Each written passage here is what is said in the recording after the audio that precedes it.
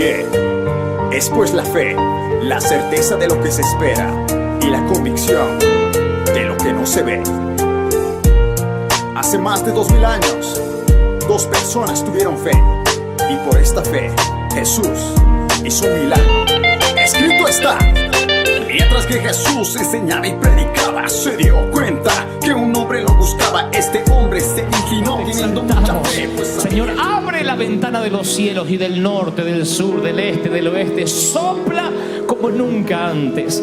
Bendice, Dios, nuestros oídos, nuestros ojos con colirio, nuestras manos, nuestros pies. Bendice, Dios, nuestro alma, nuestro ser y espíritu, para que septiembre sea el mes donde las cosas que no ocurrieron hasta hoy comiencen a ocurrir, donde las puertas que estaban cerradas se desbloqueen, se abran. Declaramos que septiembre va a ser coyuntural para lo que resta del 2007. Septiembre, octubre, noviembre, diciembre, declaramos meses bendecidos, donde las puertas se abren, los cerrojos de bronce se desmenuzan, las cadenas del enemigo caen, donde todo lo que quieren hacernos en contra se volverá hacia ellos mismos, y todo aquello que no ha sido de bendición ahora se trastorna en bendición. Lo creemos, lo declaramos. Declaramos septiembre una primavera espiritual en nuestra vida, en el cuerpo, en el alma, en el espíritu. ¡Aleluya! Un mes de gloria, un mes de unción. Un mes donde todas las cosas son hechas nuevas. ¡Aleluya! ¡Aleluya! Amén, amén. Antes de tomar asiento, un segundito, por favor. Recién, hace un ratito estábamos hablando, yo le contaba a la pastora Betty que uno a veces viene con la expectativa de que puede ser una noche especial. Cuando uno viene a la tarde o a la noche, cuando sea que viene a congregarse, uno a veces viene con la expectativa de que este puede ser un día especial. Y a veces uno no tiene esa expectativa. Y sin embargo, Dios decide que de igual modo sea una noche histórica. Allá por el año 92, yo escuché un rumor de un tal Claudio Freyson, que yo no tenía el honor de conocer, que de pronto Dios estaba trastornando su iglesia con un mover. Eso le contaba recién a la pastora, como yo lo había vivido. Entonces mi esposa me dice: vamos a ver, la iglesia queda en Belgrano, queda relativamente cerca de donde vivíamos, vamos a ver qué onda. Pero me dijeron: mirá que hay colas, hay gente que viene de todos los países, de todos lados, porque hay un mover nuevo, la gente se cae, la gente se emborracha, pasaban cosas que para nosotros veníamos como a ver qué onda. No es que dijimos vamos a recibir, vamos a ver qué onda, a ver si le damos el visto bueno, si decimos es tuyo, Señor, o no es tuyo, porque uno a veces viene en crítico de cine. Y vinimos en onda críticos de cine. Entonces llegamos y alguien en común nos dijo: vengan por acá, vengan por acá. Y el pastor Claudio estaba predicando, y yo soy delgado, pero en aquel entonces era la 3/4 parte de lo que hoy soy. Y por alguna razón, entre decenas de pastores, el pastor Claudio gira sobre sus talones. De esto yo lo puse en un libro contando la experiencia. Él gira en el año 92 sobre sus talones y dice: vos, a vos te digo. Obviamente yo dije para alguien que está atrás. No, era para mí. Vos, el Señor me dice que va a levantarte como un predicador de jóvenes, va a llenar estadios con jóvenes, Dios te va a levantar, te va a llevar por acá, por acá, por acá. Y dijo: más para él. ¡Ay! Me callaba. Y mi señora dijo: ¿qué dijo? No sé, pues yo ni escuché. Y me llevé el video y lo escuché varias veces. Ni siquiera yo le predicaba ni a uno ni a dos personas juntas, pero esa noche Dios había decidido que sea histórica para mí, aunque yo ni siquiera Dios me lo había avisado. Pero uno cree que Dios me lo tiene que hacer sentir. A veces no, a veces como hoy Dios nos puede llegar a sorprender. Así que saluden a alguien y díganle: quizá hoy sea una noche histórica para tu vida. Tal vez sea una noche histórica, tal vez hoy Dios haga algo especial. Esta puede ser la noche en que Dios diga: sí, esta noche te vas a casar. O no, esta noche no te vas a casar, pero tomen asiento después. Pero Dios te puede decir con quién te puedes casar. O esta es la noche en que Dios te va a revelar qué va a pasar en los próximos años. O te va a dar un nuevo don. Puede a veces resultar una noche histórica. Y eso es lo fascinante y lo adrenalínico de servir al Señor. Que a veces Dios nos puede sorprender. Y a veces uno cree que Dios... Bueno, no es que uno lo cree, es una gran verdad escritural. Dios puede hablarnos en cualquier sitio. Pero hace poco un pastor brasileño, o brasilero, se encontró conmigo en Uruguay hace unos meses atrás. Y entonces él me dice, tengo una palabra de Dios, y me entrega una palabra muy puntual de parte del Señor, que yo sabía que era el Señor hablando por detalles que yo solo conocía. Y él me dice, cuando Dios quiere hablarnos, nos mueve de un lugar. O sea, uno quiere a veces que Dios me hable en la habitación, que Dios me hable cuando estoy en el sillón, cuando estoy en el inodoro, cuando estoy en el auto. Y a veces Dios nos mueve a un lugar. Dios dice, y nos trae a congregarnos, pues nosotros decimos, pero Dios me puede hablar en casa. Es una gran verdad. Pero Dios nos mueve por la sencilla razón de que a veces nosotros sobreestimamos al diablo y al infierno. Y nosotros solemos decir, el diablo está sobre mí, el diablo me tentó. El diablo es uno solo y no es omnipresente, no puede estar en todas partes. La que puede estar en todas partes son las suegras que se han multiplicado y están en todas partes. Pero el diablo es uno solo y no puede estar en todas partes. Entonces lo que hay son espíritus, demonios, pero él no puede estar en todas partes. Y a veces nosotros decimos el diablo, y lo sobreestimamos al tipo, que no se puede multiplicar. No es como Dios que puede estar en todas partes. Entonces a lo mejor el tipo está con Bin Laden, no está con nosotros, porque... Y la información, la Biblia dice que en el infierno hay confusión. Entonces la información cruzada que hay en el infierno es muy poca. Y cuando llega hay mucha confusión. Por eso el Señor le decía a Abraham, subí al monte que te quiero hablar. O salí de la carpa que te quiero hablar. Ya con solo ese pequeño movimiento ya lo confundía a los demonios, porque ellos son territoriales. Entonces le llegaba la información del infierno. ¿Y qué sabe? ¿Qué le dijo Dios a Abraham? No sé, se me movió y no... Porque es así. Entonces a veces Dios nos trae a la iglesia, nos da una palabra y hasta que esa información llega al infierno...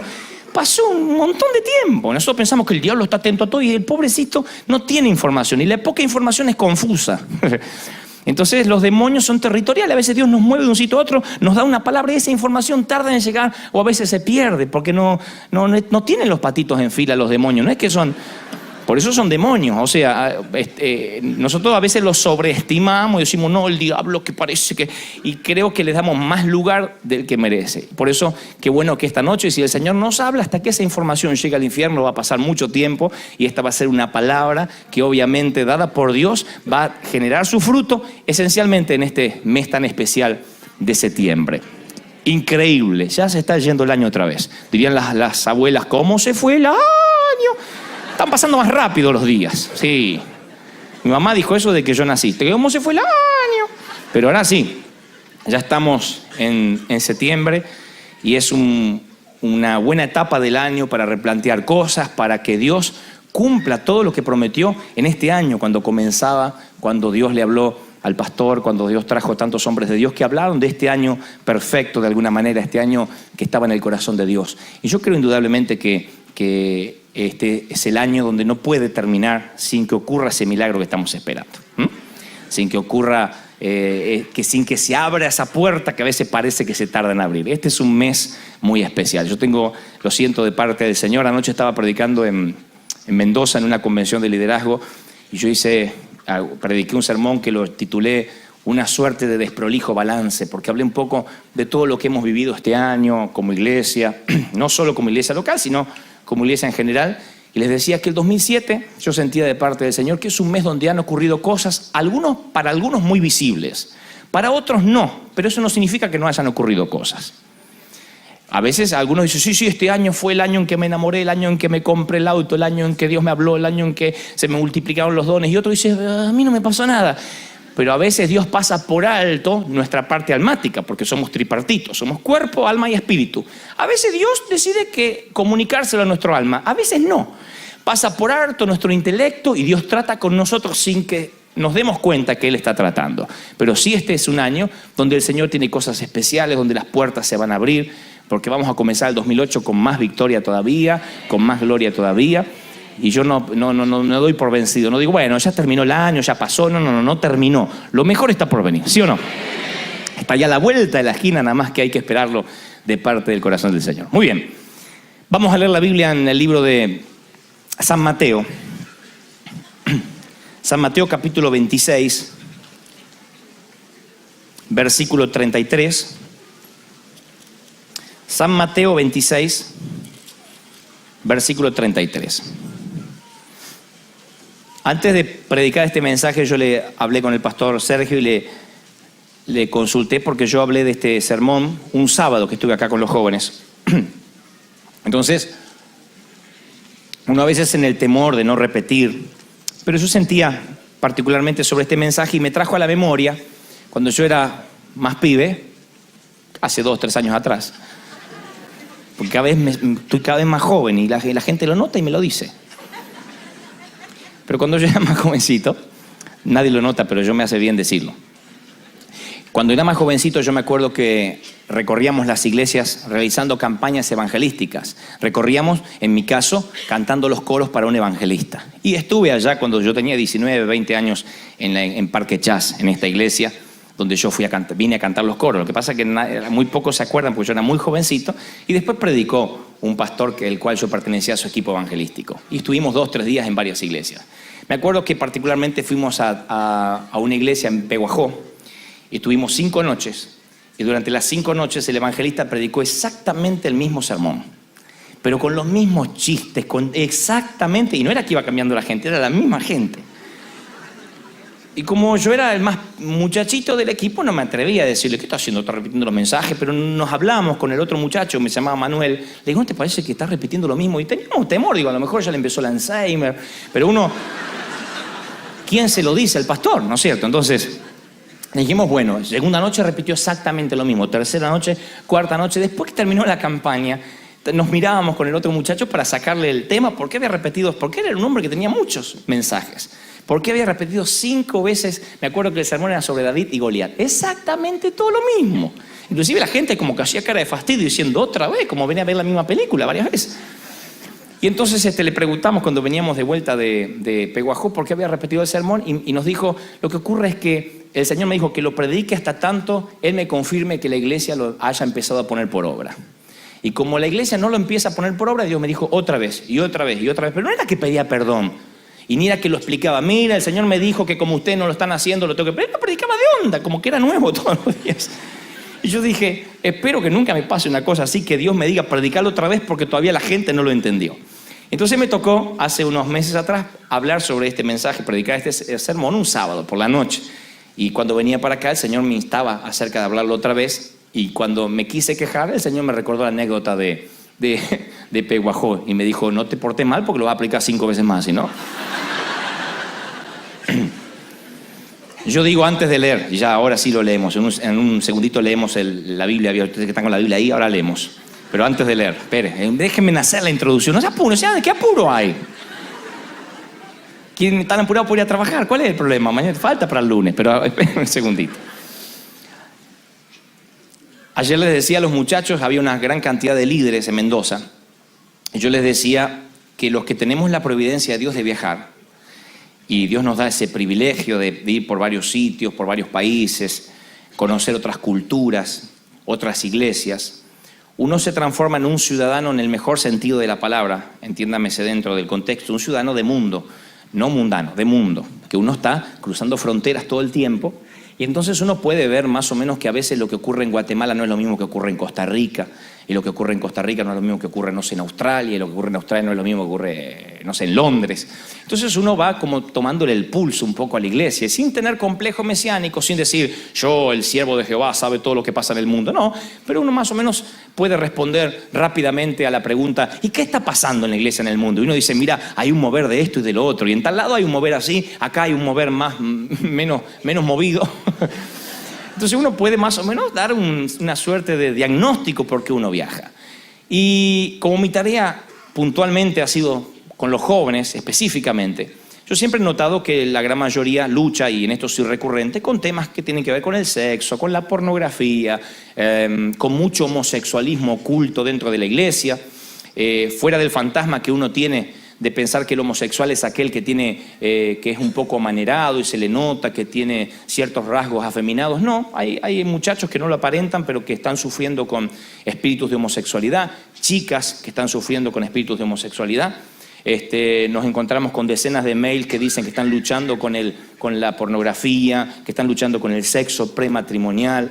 Ese sería, digamos, el común denominador de los jóvenes en gran parte de todas las iglesias a donde Dios me ha permitido pararme en alguna ocasión. Si yo tuviera que decir cuál es el problema de la juventud, el gigante con el que lucha, el sexo. Pero más allá de eso, que hoy no vamos a hablar del tema, yo le he dicho al Señor siempre, si por gracia me mostrás la patología, me gustaría que me dieras en tu providencia la gracia para hablar sobre la terapia. Cómo quitarle a los jóvenes esa carga, cómo ayudarlos a ser libres, a vivir en integridad, a vivir en santidad. Entonces el Señor me fue mostrando que no es tanto el problema, el pecado y atacar el pecado a los que están en pornografía, a los que están atados al sexo, pase aquí al frente, porque cuando yo hago eso, cuando hablo de pornografía, y hay jóvenes en su mayoría, si hay 5.000 inscriptos, pasan 4.800 y 200 mentirosos que no se animaron a pasar y a confesar. Entonces, más allá del pecado en sí, yo creo que un error que hemos cometido como iglesia en los últimos 200 años, no hablo de iglesia local, hablo de la iglesia en general, es olvidarnos de lo que significa la gracia. No sé si olvidarnos, pero subestimar la gracia de Dios. Entonces, cuando uno habla específicamente de la santidad, de la integridad, en cualquiera de las áreas, y no puntualizamos en lo que significa la gracia de Dios, causa frustración. Un día lo hablamos con el pastor Sergio Scataglini, que ustedes conocen, que tiene un gran llamado hacia la integridad, hacia la santidad. Creo que la gran mayoría lo ha escuchado y si no, debería oírlo por lo menos una vez en su vida. Antes de morirse tienen que escuchar a Scataglini una vez, aunque sea.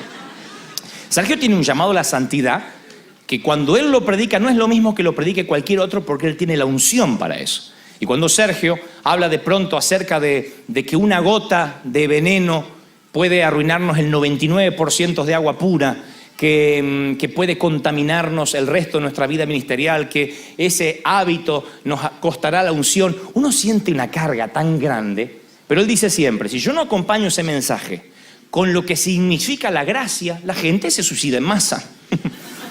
Porque uno se siente que nunca va a llegar a ese hándicap espiritual.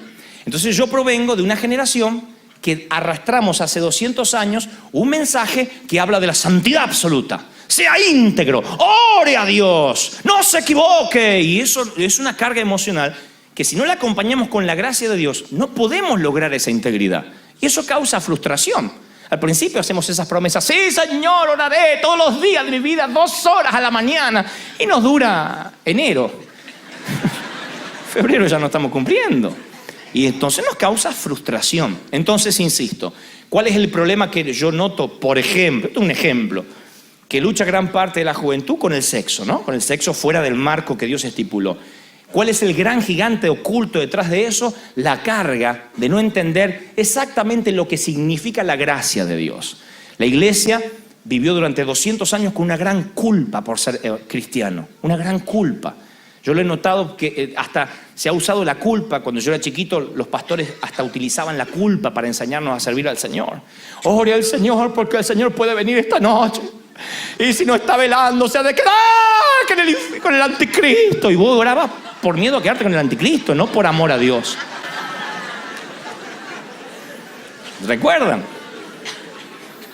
A ver si hay algún memorioso que recuerda a Gigi Ávila, ungidísimo hombre de Dios, que Dios utilizó muchísimo aquí en los años 70 en Argentina, que venía y decía, ¿sabe una cosa? Si usted no está preparado y no está orando y velando, cuando venga la guerra de Armagedón y de Gog y Magog, o sea, el Armagedón se van a unir los ejércitos de Rusia y de China y la China Roja y Japón y se van a enfrentar al Armagedón y usted va a morir calcinado. ¡Ah! Vos pasabas y decías, me arrepiento. ¿Y qué hace, hermano? Usted está convertido. No importa, ibas por la duda. Porque era a través de la culpa. Ahora, no estoy subestimando o desestimando al hermano Gigi. Lo que estoy diciendo es que era un estilo de mensaje del que Cristo ya viene pronto, esté preparado. Me acuerdo que se levantaban las profetas y decían, en breve vengo a buscar a mi pueblo, en breve. Ay, ese breve se te metía por los huesos. Lo vivía con culpa. Y los hombres de Dios que han venido predicando durante muchos años, insisto, esto no es actual, esto es algo que arrastramos de la tradición, eran como una suerte de modelos terminados. Eran hombres perfectos, brillantes, que hablaban de la santidad. Yo siempre menciono a mi pastor, un hombre, un alemán que amaba al Señor con todo su corazón, pero él nunca dijo, yo también he tenido tentaciones. Él nunca nos dijo, a mí también me cuesta orar y les voy a decir qué hacer cuando a usted le cuesta orar. No, Él hablaba desde el sitial de haberlo alcanzado. Y Él decía, estuve orando toda noche, decía el alemán. Estuve orando toda la noche. Y Dios me desnuda el alma de quien estoy orando ahora. Entonces, y uno se sentía tan lejos de que Dios pudiera utilizarte. Y ahí uno hacía promesas como las que vamos a ver en esta noche, que hizo un personaje muy especial, muy conocido, y que obviamente no pudo cumplir y le causó una gran frustración por querer ser íntegro, ser santo y no entender lo que significa la gracia. Mateo capítulo 26, el versículo 30 podemos leer para tener una historia más amplia. Versículo 30 del capítulo 26 del libro de San Mateo. Dice, y cuando hubieron cantado el himno, salieron al monte de los olivos.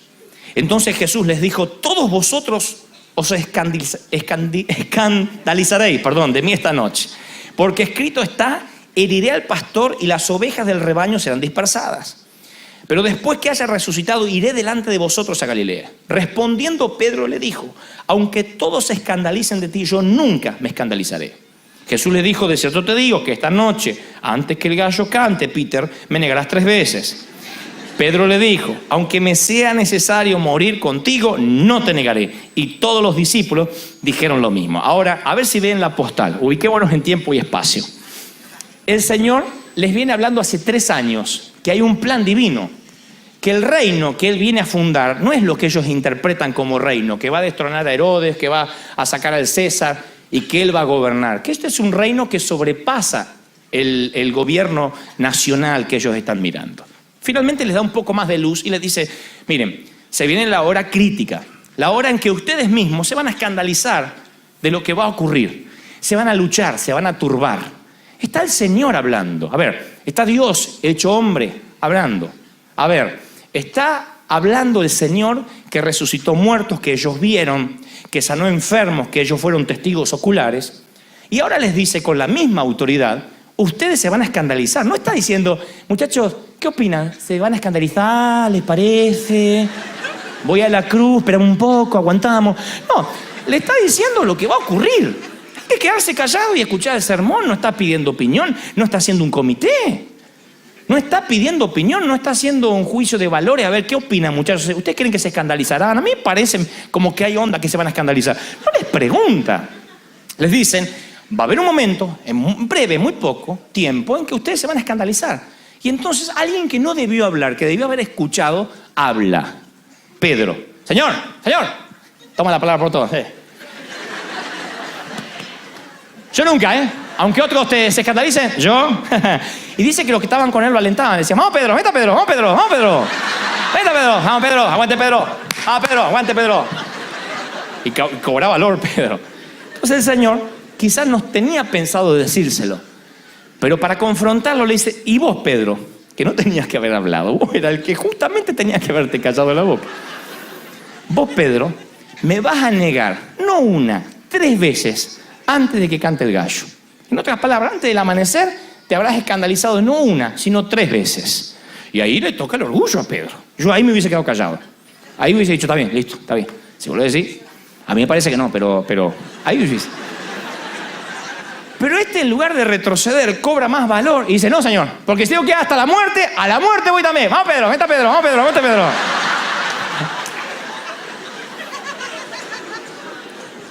Otra hubiese sido la historia si el Señor propone, a ver, ¿quién puede prometerme no escandalizarse? Eso hubiese sido otra historia. Levanten las manos los que me seguirán aún en la muerte. Eso hubiese sido otra historia. No está pidiendo opinión. Les está contando el Señor lo que va a ocurrir. Yo siempre digo, y perdónenme si se los vuelvo a repetir, soy recurrente en esto, que cuando Argentina juega, por ejemplo, como ha jugado la última Copa América, y a mí me toca estar viajando, no puedo ver el partido, trato de que no me cuenten los resultados para ver el partido diferido a la noche.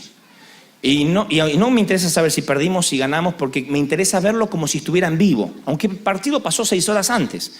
Y sufro con el penal y sufro cuando el referí cobra algo que no debió haber cobrado, espero el entretiempo. Y a veces está alguien al lado mío que vio el partido. Me dice, ¿querés que te diga cómo termina? No me digas, porque quiero disfrutarlo. No me mates la adrenalina de suponer que lo estoy mirando en vivo. La vida con el Señor es más o menos parecida. Nosotros pensamos que esto es en vivo, pero esto está grabado, ya pasó. Esta es una vida en diferido. Dios sabe todo lo que nosotros vamos a hacer, aún con nuestro libre albedrío. Por eso el Señor dice, yo ya estuve en tu futuro y pensamientos de bien tengo para ti, no de mal. El Señor viene de del futuro y dice, tranquilo, yo sé todo lo que va a ocurrir con tu vida. Porque aunque vos creas, Pedro, que vos estás haciendo camino al andar, ya lo hiciste el camino, ya está todo escrito. No por mí, sino por tu libre albedrío.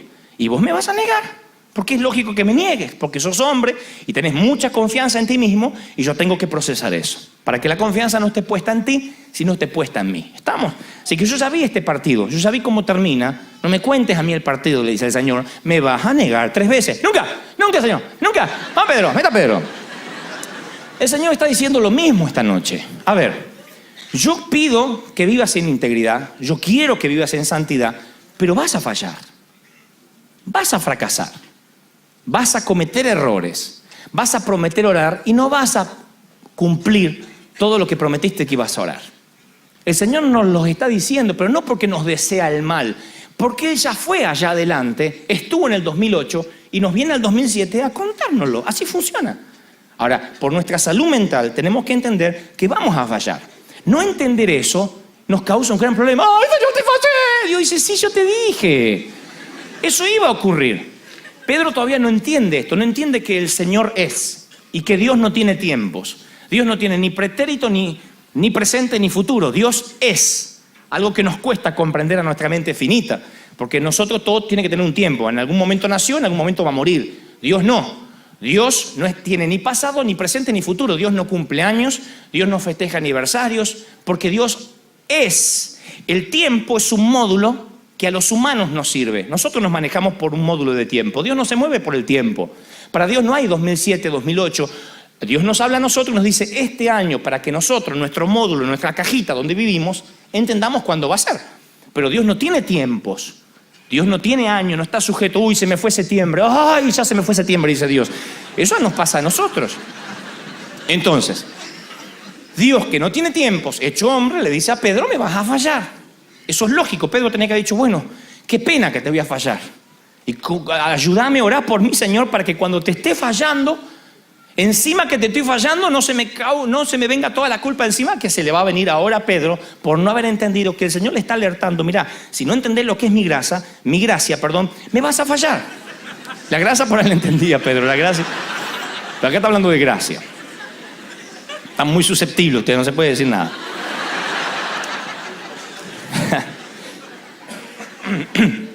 Capítulo 26, el versículo 33 dice, respondiendo Pedro, aunque todos se escandalicen de ti, yo nunca me escandalizaré. Esa fue la promesa que hizo Pedro. Ahora, la historia ustedes saben cómo continúa. Prenden a Jesús para llevarlo a la cruz. Pedro está ahí siguiéndolo de modo no tan cerca, tampoco tan lejos, pero siguiéndolo, dice la Biblia, de lejos. Es decir, yo presumo que estaría unos quizás 2, 3, 4, 5 metros.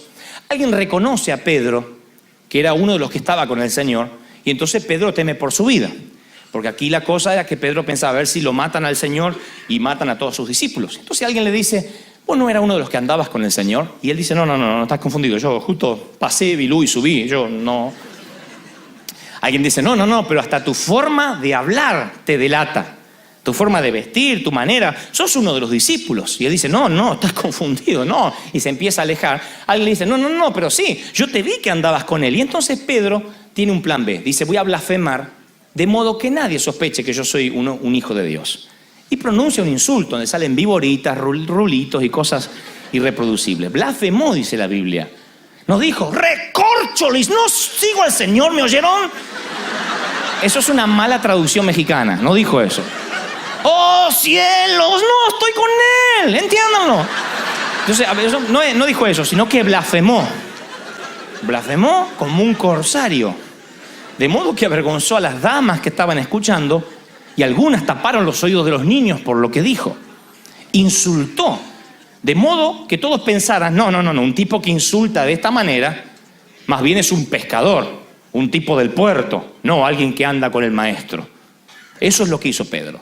Entonces, lo primero que siente Pedro al negarlo 3 veces y sentir el despertador del gallo, lo primero que siente es el fracaso de una promesa hueca. Eso es una de las primeras cosas que sentimos cuando le fallamos al Señor. Prometemos que este año ha de ser diferente porque vamos a orar todos los días de nuestra vida. Porque no comenzaremos el día sin buscar primero su rostro. Cuando pasan 3, 4 días y la agenda nos pasa por arriba y sacrificamos lo importante en el altar de lo urgente, entonces sentimos el fracaso de la promesa hueca y nos sentimos mal delante del Señor porque prometimos y no pudimos cumplir. Y eso es una de las cosas que la iglesia, la tradición, durante 200, casi me atrevo a decir 300 años, no nos preparó, no nos enseñaron, por lo menos a mí no me enseñaron a decir, miren, va a haber un momento en que no puedas cumplir lo que le dices al Señor y vas a sentir el fracaso de una promesa hueca. Se los voy a poner así. Alguien tiene un problema con la pornografía, nadie lo está mirando, entra a internet, consume pornografía, se siente mal, de pronto sus hormonas están en estado de ebullición, él dice, puedo manejar esto, solo voy a mirar unos minutitos, es curiosidad nada más, soy maduro, puedo manejarlo. Obviamente no lo puede manejar, porque esos minutitos se transforman en una adicción para él. Luego se va ante el Señor y promete, nunca más, Señor, voy a mirar internet estando solo. Nunca más voy a entrar a esos sitios. Y hasta prometen nunca más ni siquiera acercarse a internet, a no ser que tenga que hacerlo explícitamente por trabajo, por estudios. Pasan 4 o 5 días y vuelve a caer en el mismo error. Nadie lo ve, está solo, quizás después de un gran culto. Porque las grandes caídas no son cuando uno está muy bajoneado, a veces son después de las grandes victorias. Cuando uno siente, como decía mi papá, que uno tiene la vaca atada. Cuando uno siente que todo va bien, que está en bendición, y entonces uno puede permitirse ciertos recreos y ser un poco amplio. Total, Dios entiende que estoy bajo mucho estrés, etcétera, etcétera, etcétera. Entonces ese muchacho o ese hombre va de nuevo, 3 días después de su promesa, consume otra vez pornografía, vuelve a ocurrir lo mismo que la primera vez, pero ahora cuando va a orar ya tiene una doble culpa porque Satanás es quien se le presenta como ángel de luz y le dice, ahora sí mi viejo, lo tuyo ya no es pecado, es deporte. O sea, la primera vez Dios te entendió, la segunda vez no, porque la Biblia dice, Satanás, que es mejor no prometer que prometer y no cumplir. Así que te la mandaste bien hasta el fondo. Esta Dios no te la va a perdonar. Metiste la pata de acá, Cañada de Gómez. Esta Dios no te la puede perdonar. Entonces uno dice, ¿en serio, Sata? Te lo digo de onda, en serio. No, en serio, no, porque no, el diablo. No, te lo digo de onda. De tanto tentarte, me caes bien. Y te lo digo de onda. Yo que vos no oro más. Yo que vos dejo la célula. Yo que vos voy al culto, anónimo, pero dejá de decir, quiero servir al Señor. Yo que vos me bajo de la música, dejo el coro, porque es muy feo ser hipócrita. Sí. Es el fracaso de la promesa hueca. Entonces la gente, ¿por qué deja de orar? Yo lo he dicho hasta el cansancio. La gente deja de orar porque no se siente pura para poder orar. La gente deja de ayunar porque no se siente santa para ayunar. La gente deja de congregarse. Pregunten por qué algunos dejan de congregarse o salen de la célula. Salen porque no se sienten puros para estar en una célula. Eso es como que un enfermo, digo, me voy del hospital, estoy muy enfermo con pata acá adentro. Y se va. Es un contrasentido. La gente deja de orar porque no se siente santa para orar. Yo siempre les recuerdo a los hermanos y a los muchachos de que mi pastor cantaba un coro que decía, Señor, ¿quién entrará en tu santuario para adorar? Escucha, los requisitos de admisión. El limpio de mano y corazón puro, que no es vanidoso y sabe amar. En la primera se quedó la mitad fuera. En el limpio de mano, corazón puro, otro cuarto se va. Que no es vanidoso, chatano, vamos todos. Para el que sabe amar, no quedó nadie, quedó el sordo del fondo que no entendió lo que están cantando.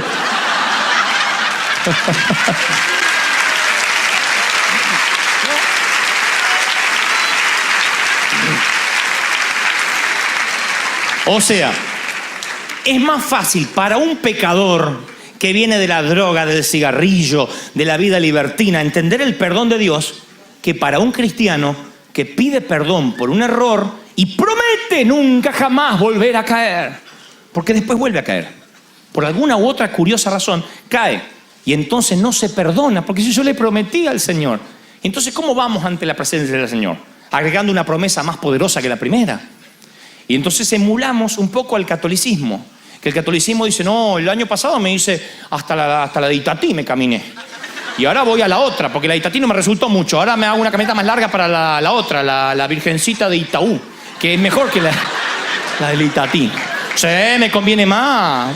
Son 15 kilómetros más, pero lo que te ahorras. Entonces como que le agregan más kilómetros, más sacrificios, porque nosotros sin querer emulamos eso.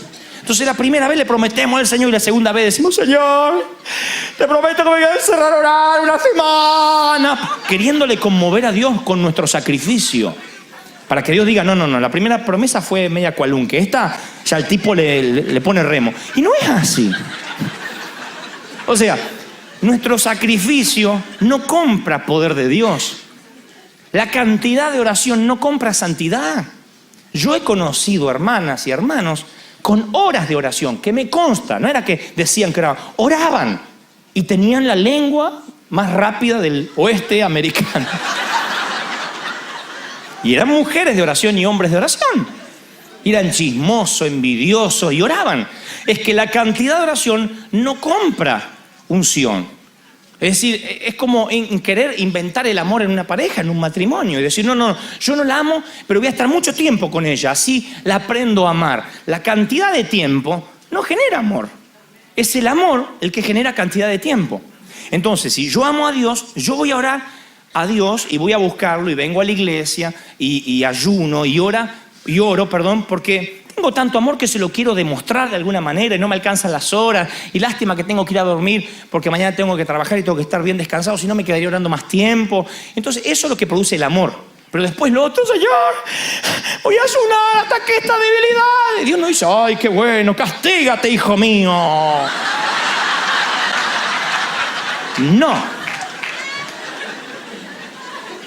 Pedro siente el fracaso de una promesa hueca y no se lo puede perdonar. Porque él continuamente se acordaba y encima lo hizo en público. Había gente que dijo, ¡oh, Pedro! Y estaba alguien filmando así. Está en el video Promesa de Pedro 1. Y no se pudo perdonar. Es exactamente lo que nos ocurre a veces. No entendemos lo que significa la gracia de Dios. El segundo fracaso de Pedro, es decir, el fracaso de Pedro no fue haber negado al Señor. Ese no fue el fracaso de Pedro. Hubiese sido un detalle, porque el Señor ya había dicho que iba a pasar. La historia se podía haber resumido de la siguiente forma. Pedro niega al Señor, pero se siente tan mal de haberlo negado que se tira a los pies de la cruz y le dice, Señor, perdóname. Y el Señor le dice, por supuesto, ¿cómo no te voy a perdonar, Pedro? Pasó lo que te dije que iba a pasar. Apacienta a mis corderos. Eso hubiese ocurrido ahí, en cuestión de instantes. No todo el infierno que ahora le va a empezar a pasar a Pedro por no entender la gracia. Alguien dijo, Judas traicionó al Señor. ¿Y qué hubiese pasado si Judas, en lugar de acudir a la horca, se hubiese tirado a los pies de la cruz? Tendríamos un 12º apóstol engalanando los hechos. No lo tenemos porque no entendió la gracia. Digo, entre Judas y el fascineroso que estaba crucificado junto con el Señor, que nunca fue a ninguna iglesia, que nunca estuvo con el Señor y le dijo, acuérdate de mí cuando vengas en tu reino. Digo, entre Judas y el otro, creo que los dos estaban en igualdad de condiciones y creo que tenía menos posibilidades el delincuente que Judas. Pero Judas no entendió la gracia. Pedro casi tampoco la entiende. De hecho, hubo días que no la entendió porque no se podía perdonar, que no había cumplido una promesa. Lo segundo que no se pudo perdonar Pedro es que lo siguió de lejos. San Lucas capítulo 22, versículo 54, dice, si quieren me acompañan, si no se los leo yo. Dice, versículo 54 del capítulo 22 del libro de San Lucas, prendiéndole le llevaron, le condujeron a casa del sumo sacerdote, al Señor obvio, y Pedro le seguía de lejos. Y habiendo ellos encendido fuego en medio del patio, se sentaron alrededor y Pedro se sentó también entre ellos. Ahí fue cuando lo vio la criada y le dijo, este estaba con él, y él lo negó, no lo conozco. Es el segundo fracaso de Pedro, haberlo seguido de lejos. O sea, uno comete un pecado, se equivoca. No vayamos a algo netamente sexual, que es un ejemplo que yo puse. Uno se equivoca en que ya no siente la misma unción que antes, que está más frío, que ya no lee la Biblia, que de pronto le empieza a gustar más mirar la televisión que orar, que buscar al Señor. Mientras que antes esperaba la noche para leer libros cristianos, ahora llega la noche y enciende el televisor. No sé, cualquier cosa que te notan que has perdido tu norte espiritual. Eso le pasa a Pedro. Prometió tantas veces y ya se siente fracasado. Pero después él no está como para decir, bueno, me voy al mundo, como nos pasa a nosotros. Cuando yo cometo un error, no digo, bueno, me voy al mundo, como pasaba, me acuerdo, en mi iglesia me acuerdo que venían unos drogadictos siempre, que habían salido ex drogadictos, que venían y decían, uy, loco, Jesús, loco, sobredosis de Cristo, loco, hacía sí, andaban con unas remeras que decían sobredosis de Cristo, loco, me di unas líneas con la cruz, hacía, eran locos. Pero no era que se drogaban, usaban la terminología de la droga y la traían al evangelio, porque es la que conocían. Entonces, para dar testimonio, nosotros no entendíamos nada, me acuerdo. Había uno que decía, ay, loco, me pegué un toque con Jesús. Y se quejaba porque el pastor tenía culto 3 veces por semana. Él decía, no, ¿yo qué hago los lunes? Me falta la unción, haga culto. Así que era como que lo que no tenía la droga se lo quería conseguir en Jesús. Así, era como que reemplazaba una cosa una adicción por la otra. ¿Qué pasaba? Lo obvio. No es una emoción seguir al Señor. Es base, es solidez, es mayordomía. Entonces a los 3-4 días lo encontrábamos otra vez en la droga.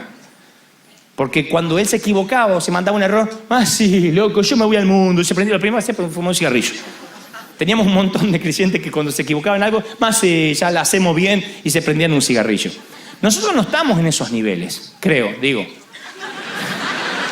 Pero cuando cometemos un error, no nos vamos al mundo, seguimos congregándonos, seguimos viniendo a la iglesia, participamos de la cena, pero lo seguimos de lejos al Señor.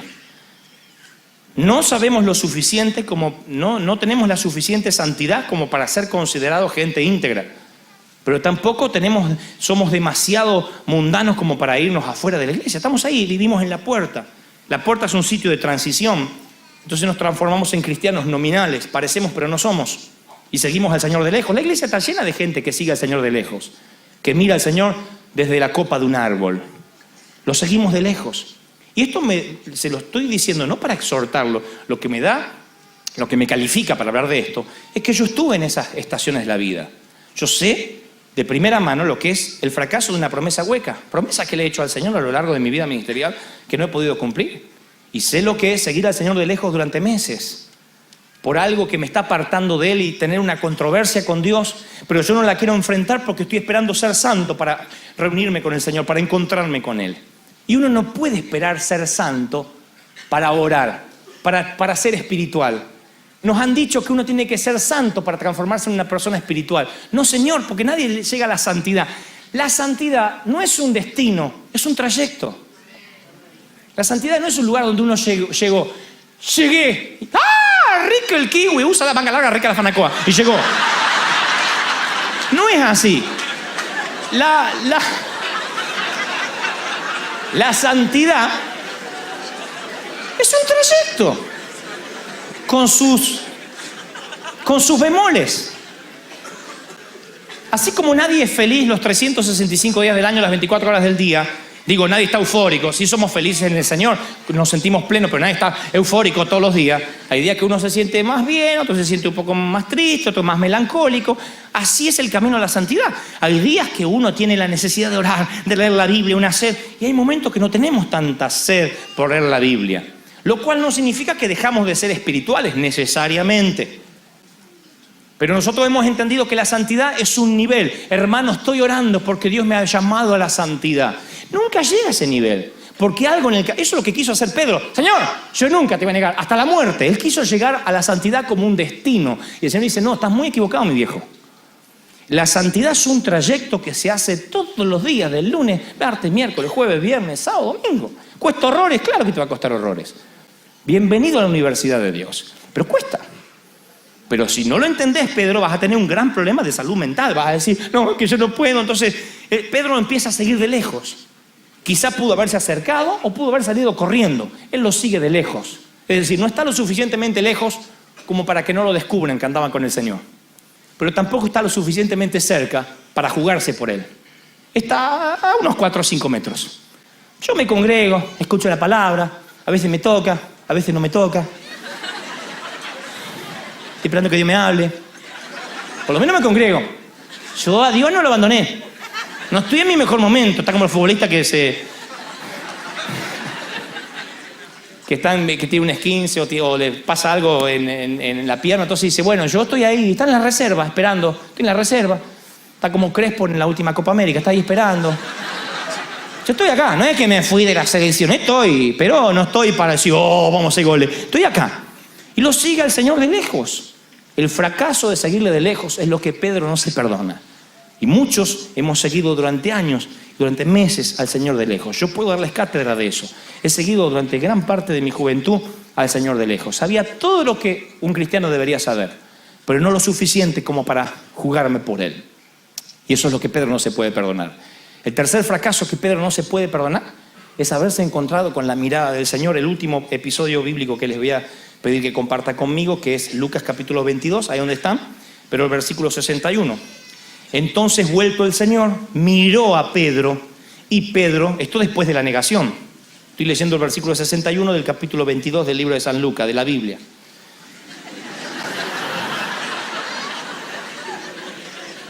Entonces, vuelto el Señor, miró a Pedro, y Pedro se acordó de la palabra del Señor que le había dicho: antes que el gallo cante, me negarás 3 veces. Y Pedro, saliendo fuera, lloró amargamente. Lo tercero que Pedro no se pudo perdonar fue la mirada del Señor. Es lo que no se pudo perdonar. Ahora, vean la postal, por favor. Están castigando al Señor, escupiéndole, pegándole con látigo. Y Pedro está ahí en una fogata calentándose las manos, sufriendo por cada golpe que le pega al Señor.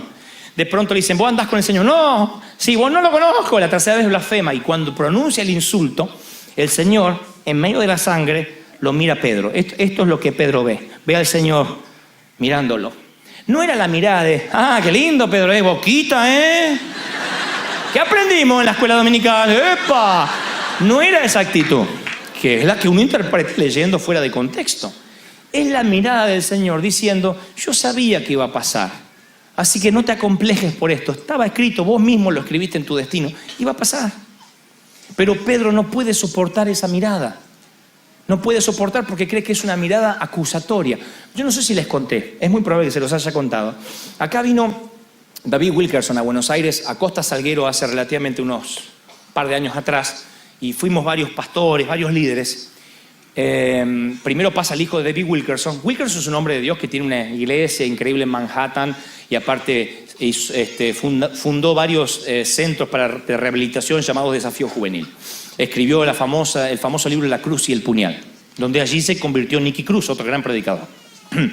Primero pasa el hijo de David Wilkerson y dice: quiero presentar a mi papá. Bueno, yo no sé cuántos de ustedes líderes tienen una historia con Dios. Mi papá sí la tiene. En otras palabras, dice el hijo de Wilkerson, en otras palabras, sé que algunos de ustedes para predicar leen libros de hombres de Dios y cuentan lo que le pasó a Billy Graham, lo que le pasó a Benny o a Kathryn Kuhlman. Papá nunca tuvo que hacer eso porque él tiene su propia historia con Dios. No puedo caminar con él por las calles de Manhattan porque siempre que pasamos por un grupo de gente a veces de rockeros o de gente que está haciendo reggaetón o a veces mendigos, siempre hay uno que se manifiesta. Mi papá no reprende, simplemente camina por las calles y de pronto los demonios empiezan a manifestarse y endemoniados son libres a su paso. El infierno conoce a mi papá. No puedo llevar a mi papá a ningún velorio. Los últimos 3 sepelios que él fue a dar el pésame a la viuda, tuvo la desgracia de acercarse al cajón, y yo sé lo que pasa cuando él se acerca al cajón. Son 10 minutos, 15 a lo sumo, y luego el griterío, gente desmayada, el muerto sentado en el ataúd. Y papá diciendo: no quise resucitarlo, simplemente me acerqué a él. Pasa David Wilkerson, el hombre más cordial, afable que yo he visto. No estaba envuelto en glamour ni nada por el estilo, simplemente pasó y empezó a hablar de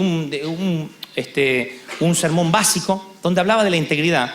Pero él empezó a decir que ese hábito oculto, esa controversia con Dios, que no lo arrancamos, nos causará que se nos vaya la unción. Y algún día, sin que nos demos cuenta, seremos el eco de lo que alguna vez fue la voz de Dios. Seremos gente que canta simplemente una canción como címbalo que retiñe, pero que ya no contiene vida. Y viviremos solamente, en lugar de en la presencia de Dios, habitando en su presencia, viviremos visitando su presencia, que es algo muy diferente. El que visita no está en su casa, no puede ponerse las ojotas ni poner los pies arriba del sillón. Y la Biblia dice que todas las promesas son para el que habita el abrigo del Altísimo, no al que visita los domingos. Empezó a hablar una serie de cosas por el estilo. Y desde chiquito que yo no sentía algo así. Yo estaba allí. Creo que lo sentían gran parte de los que estábamos escuchándolo. A los 15 minutos de que este hombre hablaba sin levantar la voz, todos queríamos que termine de predicar. Yo decía: por favor, que se calle, ya que termine. Porque algo sucedía. Mientras que él hablaba a nuestro intelecto, el Espíritu Santo escarbaba en nuestras entrañas. Yo sentía como que una convicción de pecado tan grande, quizás no de un pecado grosero como aquel que viene del mundo. No hay escala de pecados para Dios, convengamos, pero no como cuando uno viene del mundo y dice, sí, me arrepiento, conozco al Señor. Pero es como que uno empezaba a ver que había cometido pecados de celos, de envidias en la iglesia, que había mirado lo que no debía mirar, que había pronunciado cosas, que había chismeado en contra de alguien. Y empezamos a sentir, y yo decía, que se calle. Estaba con alguien de los muchachos de mi equipo, le decía, por favor, que se calle, que termine. Pero no quería que termine porque estaba diciendo algo malo, sino porque yo quería pasar al altar a tirarme de rodillas, de cabeza. Que haga el llamado. Es decir, no tuvo que poner música, simplemente él dijo a los 20 o 25 minutos, así que quien el Espíritu Santo lo esté conmoviendo, pase aquí, por favor. Fue una locura, la silla hicieron, toda la gente se tiró. Y yo no podía mirar a ese hombre, no porque él tuviera una santidad especial, sino porque de pronto me sentí tan lejos de lo que debiera ser, tan lejano de la santidad y de la historia que Dios pretendía que yo tenga para con él. Wilkerson termina diciendo, todas las noches de mi vida, antes de acostarme, solo tengo una pregunta recurrente. Me pregunto si cuando me encuentre cara a cara con el Señor, me pregunto si dibujará una sonrisa al verme. Me pregunto si sus ojos se iluminarán al verme. Todas las noches me pregunto si Él dirá, David. Perdón. Todas las noches me pregunto si sus ojos se iluminarán, si algo le pasará cuando me vea. Esa es mi pregunta. No intento agradar a nadie más. Toda la gente estábamos llorando frente al altar. Ahí pensé, con razón Daniel, cuando buscó a Dios y se encontró con Él, dijo, de pronto su presencia hizo que mis piernas se debilitaran y caí ante Él. No era Wilkerson, era Dios. Imagínense, yo sentía eso ante un hombre de Dios. Imagínense cuando Dios se presentó ante Daniel. A su voz, dijo Ezequiel, tembló mi corazón y se estremecieron mis huesos. Moisés no pudo ver la gloria de Dios, solamente sus espaldas, y tuvo que meterse en una peña, porque el único atributo de Dios elevado a la tercera potencia es uno solo. La Biblia no dice que Él es creador. No dice que Él sea poderoso. No dice que Él sea prosperador. Dice que es santo. El único atributo que no alcanza con mencionarlo solo una vez, sino hay que elevarlo a la tercera potencia para que sea comprendido. Es lógico entonces que Pedro no soporte la mirada del Señor, pero no porque el Señor le dice, viste, te lo dije, sino porque simplemente la santidad derritió la fragilidad del mortal Pedro. Simplemente es eso. Eso es lo que nos tenemos que acostumbrar cada vez que vamos a orar. Cada vez que vas a orar te vas a sentir muy mal. Estoy hablando de la oración de la intimidad. Por lo general, si estás orando, Señor, acá estoy en tu presencia, Padre, aleluya, a tu siervo orando, Señor Jesús, antes de irme a acostar, Padre, por lo general no estás orando. Por lo general estás rezando. Por lo general, si no sentís nada, es porque todavía no has logrado que Él se presente en tu habitación. Cuando las oraciones son, Señor Jesús, acá estoy, aleluya, en tu nombre, Padre, y te pido por mañana, Señor, por el examen, y te pido por los chinos que están en China, Señor. Cuando vayan a la Biblia y vean cada persona que ha estado con el Señor y van a ver que lo describen de manera tal como, no pude estar ante su presencia. Algunos llorarán, otros temblarán, otros reirán, otros permanecerán en silencio. Y el Señor también. Y no se asusten por eso. ¡No me habla! Él dice, callaré de amor por ti.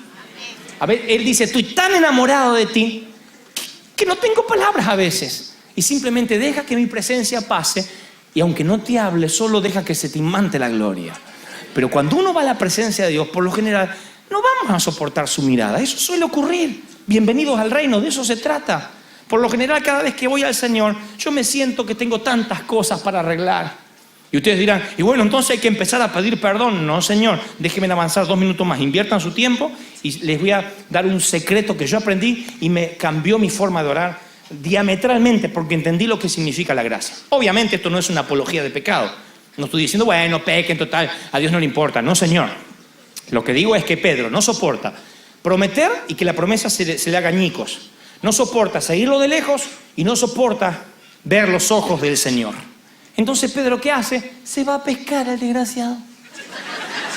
Yo voy a pescar, loco. Yo me voy a pescar, loco. ¿Cuál es? Yo me voy a pescar, loco. Chao, lo voy a pescar, loco. Chao, voy a pescar, loco. Se va a pescar. ¡A pescar! Hagan memoria, vamos a retrotraernos a la historia. ¿Cuándo se encuentra el Señor por primera vez con Pedro? Cuando lo encuentra pescando. Ocasiona la pesca milagrosa, Pedro cae de rodillas y el Señor le dice, te voy a hacer pescador de hombres. Y le cambió la tarjeta, decía antes pescador de surubí, descuento por vieja el agua. Y ahora, dice evangelista, dice ahora discípulo del Señor, pescador de hombres, descuento por menores de 12. Le cambió la óptica, le cambió el ministerio. Ahora tira las tarjetas de evangelista, agarra las tarjetas de descuento por vieja el agua y se va a pescar surubí otra vez. Entonces el Señor pasa por la cruz, resucita y dice las siguientes palabras. No vamos a leer para ahorrar tiempo. Le dice a las mujeres que van a la tumba, díganle a mis discípulos y a Pedro que yo he resucitado. ¿Por qué Pedro está fuera de los discípulos? No porque alguien lo haya sacado, sino porque el Señor sabía. Si yo digo, díganle a los discípulos, yo sabía lo que iba a decir Pedro. ¿Qué dijo? ¿Discípulo dijo? Sí, pero no más. No, esta es una palabra para los ungidos, para mí no. ¿Para qué voy a venir al Vectrus y el Vectrus yo no entiendo nada? No es para mí. El Señor hace la aclaración. Díganle a los discípulos y a Pedro, que también es discípulo, eso es lo que quiso decir el Señor, que yo he resucitado. Obviamente el Señor sabe dónde buscar a Pedro, porque el Señor siempre sabe dónde buscarnos. El sitio más difícil para regresar es el sitio a donde hemos fracasado alguna vez, pero siempre volvemos ahí. Es decir, dejamos de orar, nos enfriamos, nos sentimos impuros para buscarle y regresamos a ese sitio de comodidad donde prometimos nunca jamás volver.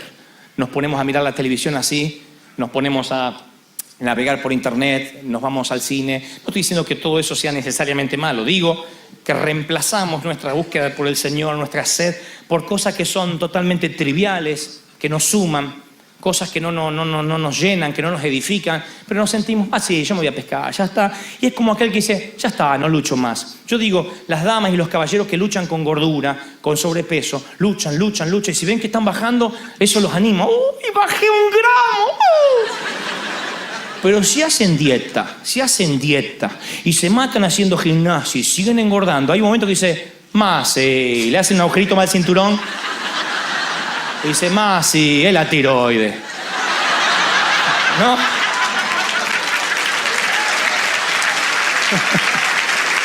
Pobrecita la tiroides. Antes era Satanás, ahora la tiroides, carga con todo. Satanás y la tiroides son los pobres que se acusan de todo. La tiroides y Satanás. Yo no puedo. Entonces como que es el dulce sabor del fracaso. Ya está bien. ¿Para qué me voy a andar cuidando? Dame un extra grande, por favor. Y papa frita no puede ponerle más. Al final me ando cuidando y no adelgazo nunca. Ya está. Si voy a morir, que muera así, gorda, feliz. Esa es la actitud de Pedro. Para que lo puedan ver. Yo me voy a pescar. Al final me quise meter al predicador, negué al Señor, insulté. Encima, si hubiese insultado y no me vio nadie, me vio el Señor cuando me mandé el insulto. Estaba en la mitad del insulto y me mira. No, yo no vuelvo más. Y se va a pescar. El Señor resucita y sabe dónde buscarlo Pedro. Se va a la orilla del mar donde lo encontró la primera vez. ¿Dónde nos va a encontrar? El Señor sabe la dirección de nuestro fracaso, siempre. Entonces ahí nos vuelve a buscar, con el mismo amor que nos buscó la primera vez. No es que el Señor dice, no te busco más, una te busco. La tercera que no, vení vos. No es así. Dios nos va a buscar una, otra vez. Esa es la gracia. Lo va a buscar otra vez. Dios no se va a perder 3 años de entrenamiento que invirtió en un tipo porque simplemente no es yo nada, y se va a pescar. Entonces el Señor se para en la orilla, dice la Biblia. Se para en la orilla, están pescando Pedro y los mismos que le dijeron, Pedro, meta Pedro, eso no, que se van a pescar ahora con él. Están pescando ahí, no pescan nada, frustrado. Encima, qué feo, lo mío es la pesca, y no pesca. ¡Qué feo! ¡Qué feo debe ser! O sea, ¿yo qué hago de predicador? Me voy de tachero, gano más plata y no levanto ni un pasajero en todo el día. O sea, sos malo para todo. Y no, una frustración. Nada, no sacaba nada, ni una mojarrita, nada. Porque el Señor lo había planificado así. Porque no quería que dijera Pedro, viste, yo sirvo para esto. No salía ni para eso. Inútil. Entonces se para en la orilla el Señor y les grita, muchachos, el Señor ya ha resucitado. Esto ni se imaginan. Número uno, ni se imaginan que este que les grita es el Señor. Por razones obvias de sentido común. Ya sé que el Señor les habló, que iba a resucitar, pero ellos no lo creen, porque es como enterrar la tía. Yo digo siempre, enterrar la tía, tirar el primer puñado de tierra, mandar la corona, acompañar al viudo. Y después lo que menos nos vamos a imaginar es que la tía va a aparecer en el próximo cumpleaños. Es decir, Pavón murió. Entonces, no, porque a veces uno dice, pero no lo conocieron y murió. Y pero iba a resucitar. Y sí, pero ellos nunca habían visto. No es que resucitaba gente todos los días. No se lo imaginaban. Están pescando, metidos en su tarea. Muchachos! ¡Tiren la red del otro lado! Entonces Pedro dice, ¿quién es el que grita allá? No sé, loquito, ja. Le va a dar bolilla a cada uno que grita a la orilla, que venga y la pesca. Ja.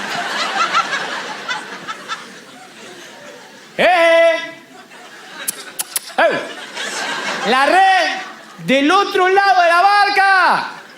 Entonces Juan se cansa. Maestro, usted siga juntando caracoles que de pescar entendemos nosotros, ¿eh? ¿Listo? ¿Te quedó? Bien. Y sigue. Me enseñá el tipo este, sale a juntar caracoles, me enseñá. Hacete un costurero, claro, venía a hacer. Me viene a enseñar a mí cómo a pescar. Uno de ellos dice, anda, ¿sabes? Por ahí es un vaqueano. Por ahí sabe, por ahí el tipo conoce todo y un vaqueano y sabe de qué lado están los peces. ¿Quién es? Capitán Nemo. ¿Cómo va a saber dónde están los peces? Si nosotros estamos pescando acá. Imagínense, los tipos no razonan. No lo conocen. Y sigue el Señor insistiendo. ¡La red del otro lado! Y uno de ellos dice, dale, Pedro, dale, déjalo por menos para que se calle, tírala del otro lado. Y tírala del otro lado y dice, bueno, listo, gracias, Tiran la red del otro lado. La Biblia dice en Salmos, uno de los Salmos, que la creación reconoce la voz del Creador. Entonces esta es la explicación científica, si se me permite el término, por el cual la red explota de peces. Es que cuando los peces saben que la orden fue dada por Dios hecho hombre desde la playa. Entonces dicen, muchachos, entre morir como pescado anónimo en un sartén cualquiera, muramos en la red del Señor.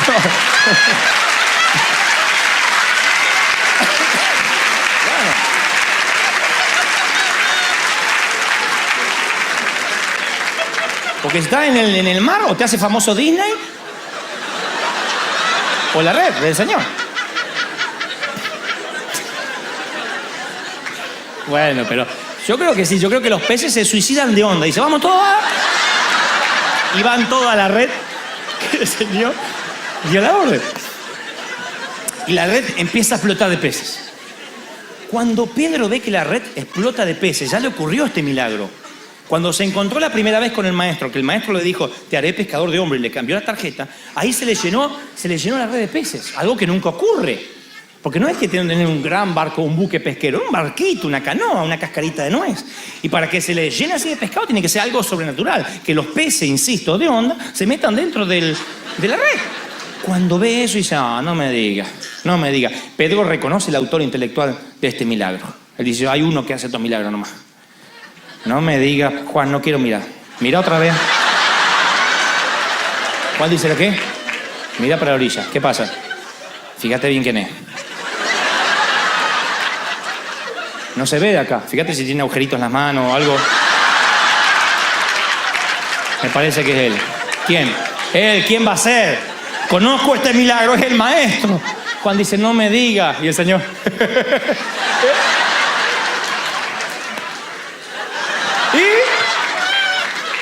Pedro no lo puede creer.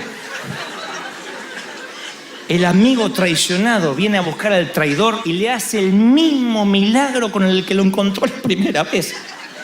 Irrevocables son los dones y el llamamiento de Dios. En la misma unción que le dio la primera vez, se la vuelve a dar otra vez. No hay pedido de perdón en el medio. No hay rodillas laceradas.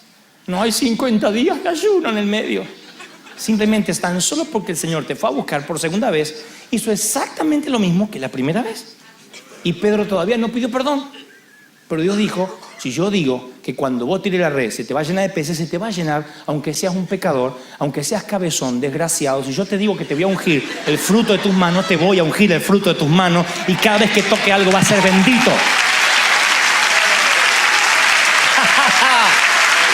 Y lo que toques va a ser de bendición. Vas a ser el rey Midas, se va a convertir en oro todo lo que toques.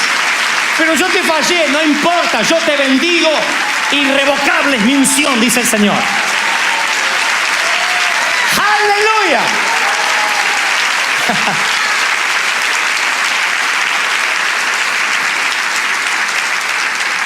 El mismo milagro, una traición en el medio, pero el Señor la pasa por alto. Y ocurre el mismo milagro otra vez. Y la Biblia dice que Pedro, ciñéndose sus ropas, se tiró a nadar al mar, a encontrarse con él. Ciñéndose sus ropas significa vistiéndose. Pregunto, ¿quién se viste para tirarse al río o al mar? A mí me enseñaron que te pones shortcito para tirarte, ¿no? Che, me voy a abrigar y me voy a pegar un chapuzón. Vistiéndose, ciñéndose, se tiró al agua. Entonces hay que leer lo que no está escrito. Si dice que se vistió para tirarse al agua, es que estaba desnudo o semidesnudo en el barco. O sea, se había despojado de todo lo que hacía recordar a la historia con el Señor. Se había quitado sus ropas de ungido y ahora estaba desnudo. Lo más probable es que haya estado tocándose la panza, dando un horrible espectáculo para los muchachos que contemplaban esa panza de peluche. Pero él se viste y se tira al agua. No debería haberse vestido, pero no se presentará ante el Señor desnudo. No, Señor. Las ropas están manchadas de traición, pero es lo mínimo que puedo hacer, dice Pedro. Tuvo un atisbo de sabiduría y empieza a nadar. Y mientras que va nadando dice, me va a decir de la traición. Y se para y lo mira y el Señor, mientras que se acerca, mientras que ve que Pedro viene nadando, prepara las leñas, junta unas ramitas. ¡Vamos, Pedro! ¡Meta, Pedro! Prepara, enciende el fuego, emprende el fuego, tiene un pescado, obviamente, y empieza a freírlo en el sartén para esperarlo con el desayuno. Prepara unos huevos, saca el jamón, pone el queso. Vamos, Pedro. Y Pedro sigue nadando. Yo creo que había una gran distancia, de modo que la Biblia dice que el Señor tuvo tiempo a preparar un desayuno. O sea, no venía con el desayuno continental, con la bandeja así, tiene la red del otro lado y tiene la bandeja en la mano. Lo preparó mientras que Pedro venía. Y yo creo que ese trayecto fue el más difícil de Pedro. El mismo trayecto que nosotros sentimos cada vez que Dios, una noche como hoy, la transforma en una noche histórica. Y nos dice, hoy yo quiero hacer el mismo milagro que la primera vez. Quiero devolverte la misma unción. Quiero prometerte lo mismo. Y nosotros decimos, no, es que no puedo. Voy a volver a fracasar. Es que yo lo arruiné todo. Por favor, sigue nadando. No, es que yo sigue nadando, por favor. El Señor te espera hoy, en lugar de desayuno, una cena. Al cabo es una comida. Y te está esperando a la orilla, en la orilla de la obediencia. Y por primera vez se va a encontrar Pedro, por primera vez después de la traición. Pedro y el Señor, el traidor y el amigo traicionado. Entonces Pedro ha buscado mientras que nadaba, agitado, buscó las palabras correctas. ¿Cómo oro? ¿Qué le digo al Señor? ¿Cómo oro? ¿Cómo arranco? Porque la tradición a nosotros y a Pedro nos enseñó que cuando vamos a orar, pide perdón por tus pecados. Él limpio de mano, ¿se acuerdan? Y el Señor dice, cuando oraréis, cuando oren así. Padre nuestro que estás en los cielos, el pan nuestro de cada día, dánoslo hoy y perdona nuestras deudas. Primero agradece por el pan, desayuná, comé, después hablamos de las deudas. No están las deudas primero y después el pan. Revisen el Padre Nuestro. Primero está el pan y después están las deudas. O sea, te portaste mal, hijo, no importa, te sentás a la mesa, mocoso, y comés. Te quedarás sin postre, pero la comida la comés. O encima portaste mal, no va a comer la comida que hizo tu mamá. Sentate ahí y comé. Es decir, la comida la va a comer igual, Pedro. Y nosotros pensamos, no, es que yo no puedo participar. Y Dios dice, sentate en la mesa.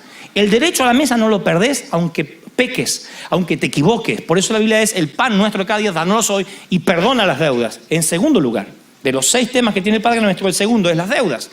Después vamos a hablar de las deudas. Y las deudas, el Señor no lo habla como lo hablaría un juez o un fiscal de la nación.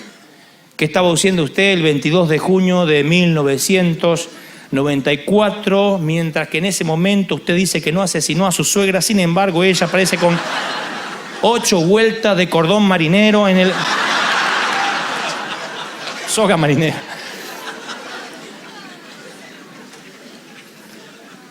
Yo dije la otra vez, e insisto, los varones tenemos muchos errores, los varones, hablando de la diferencia de sexos. Los varones tenemos muchos errores y para que las mujeres no me abucheen, Déjenme avanzar. Tenemos muchos errores, no alcanzaría la noche para enumerar todos los errores que cometemos y que tenemos los varones y que son imposibles algunos hasta de cambiarlo porque eso viene con nosotros de fábrica. Las mujeres tienen menos errores que los varones, a decir verdad. Son más perfectas. ¿Están contentas ahora? ¿Sí? Bueno, déjenme que le diga cuál es el error visible que tiene la mujer. Las mujeres le pegan al caído, mientras que el varón no. La mujer es un deporte nacional que tiene. Por ejemplo, cuando nosotros estábamos recién casados con mi mujer, por ejemplo, yo voy manejando y mi señora me decía, es por acá que había que doblar, ¿eh? No, hay que seguir derecho, Liliana. ¿Es por acá? Yo estoy mirando la guía. No, pero hay que seguir derecho. Me explicaron que el segundo semáforo, hay que doblar acá. Por lo general tenía razón, había que doblar ahí. ¿Qué digo yo? Tenías razón, Liliana, había que doblar ahí. Ella me decía, te lo dije, ¿viste? Te lo dije, pero a mí nadie me escucha, cuando yo hablo pasa un tren. Si mi hijo de atrás preguntaba, ¿qué pasó? Nada, tu papá, que no escucha, que se equivoca. Viste que él quiere saber todo y ahí está, terminamos dando vueltas, claro, ¿qué va a hacer? ¿Vos crees que termine la tortura? No, señor, sigue en la casa de tu suegra. Hija, ¿por qué llegaste tarde? ¿Qué querés? Si no me escuchas, dio las vueltas, yo le dije era por acá y sigue. Y va a continuar y va a seguir el lunes, el martes, para que entienda que te equivocaste.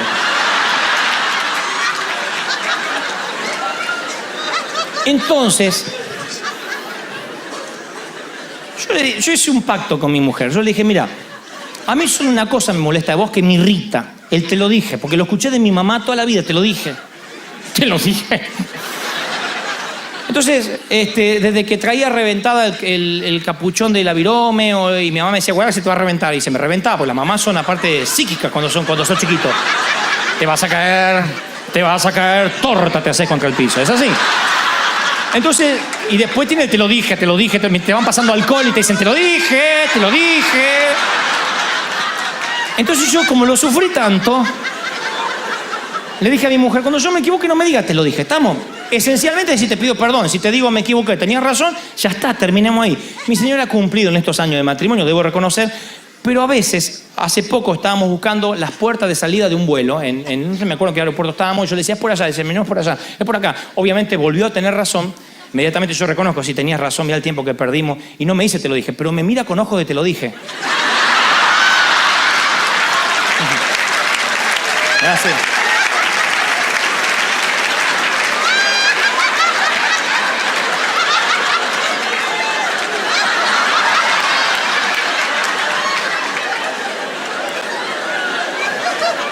Ahora, acompáñenme de nuevo a la orilla de la playa, digo, y vean al traidor y al traicionado. Pedro cree que se va a encontrar con un te lo dije. Sin embargo, el Señor le pregunta, Simón, ¿me amas? No le dice Pedro. Le pregunta, Simón, ¿me amas? ¿Por qué no le dice Pedro? El Señor fue, para el que no sabe, el que le cambió el nombre. Cuando lo encontró la primera vez le dijo, Simón, ahora te vas a llamar Pedro. Le dio una responsabilidad, un título, le dio honores. Ahora lo vuelve a llamar Simón. ¿Lo degradó? No. No le quería agregar una carga a Pedro. Es decir, vamos a suponer, Simón es un laico cualquiera. El Señor se lo encuentra y le dice, ahora vas a ser pastor, evangelista de multitudes. Eso fue la primera vez.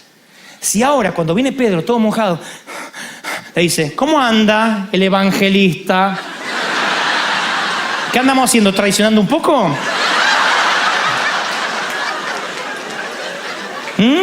¿Andamos negando?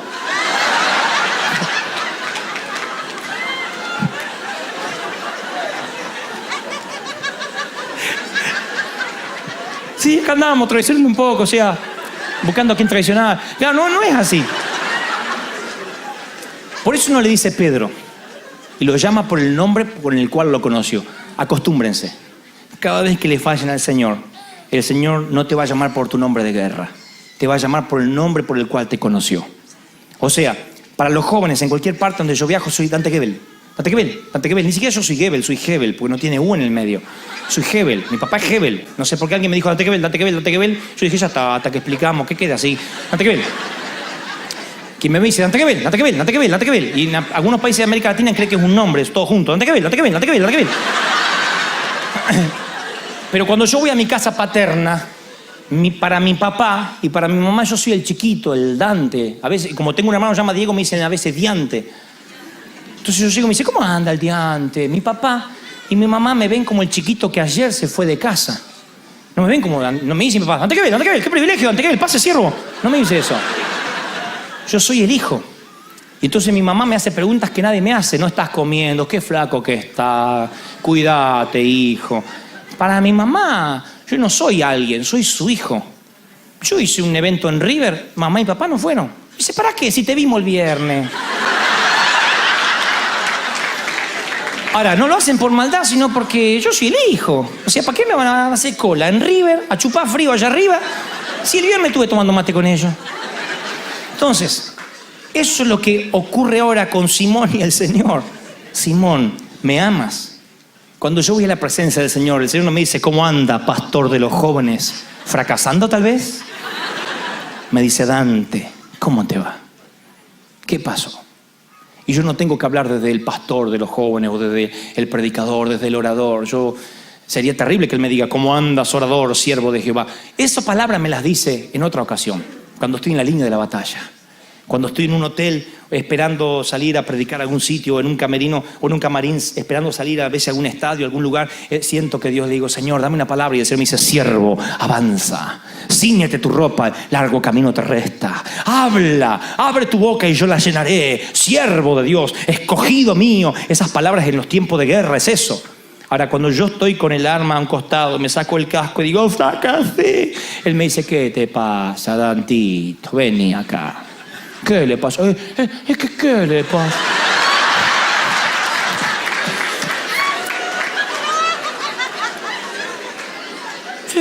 Fracasó. Oh. Venga, cómase un pescadito. Ven. Y la pregunta siempre es la misma. ¿Me amas? Señor, yo no te quise. Pero, ¿me amas? No dije yo. Y le preguntó un ¿me amas? Por cada vez que lo traicionó. 3 traiciones, 3 negaciones, 3 respuestas. ¿Me amás? Vos sabés que sí, no. ¿Me amás? Pedro no es que no le quiere decir que no lo ama. Pedro quiere, vamos a arreglar las deudas, pues yo no puedo sentarme a comer un pescado con vos como si acá no hubiese pasado nada. Yo te negué, te insulté, hablé mal. ¿Qué pasa? Estás más flaco, ¿Que no pescaste nada hoy? ¿Qué pasó? No naciste para pescar vos. Yo ya te dije, vos no naciste para pescar. No, pero yo pensé que como me fue mal en lo otro, y acá que te fue mejor, no aparezco yo, todavía estás buscando vieja el agua. Va, apacienta mis corderos, va. Come el pescado, te pones las pilchas y andás sana enfermo, dale, porque yo me voy. Y vos vas a representar parte de mi iglesia. Tenés que sanar enfermos con la sombra, tenés que hacer un montón de milagros, no hay tiempo para hablar. Digo, pero eso de la traición ya pasó. Si yo te dije que iba a pasar. Así funciona. Mi gracia te va a hacer santo. Y cuando quiera boquear la próxima vez, y come el pescado y cállate. Cuando quiera boquear la próxima vez, yo hasta la muerte, Señor, vos tenés que decir, Señor, a lo mejor ocurre, pero si estoy débil, me agarro de ti, Señor, porque es la única manera en que vas a ser santo. No vas a ser santo porque te arrastres, porque hagas promesa hueca. No vas a ser santo. Mira, todo mal hiciste. Hubieses entendido lo que yo te dije que esto iba a pasar y nos hubieses ahorrado tanto dolor de cabeza. Ahora más. ¿Me amás? Apacienta mis corderos. Y nunca más se habló de la traición. Y no hay un capítulo dedicado, hablemos de la traición. ¿Qué te llevó hasta ahí?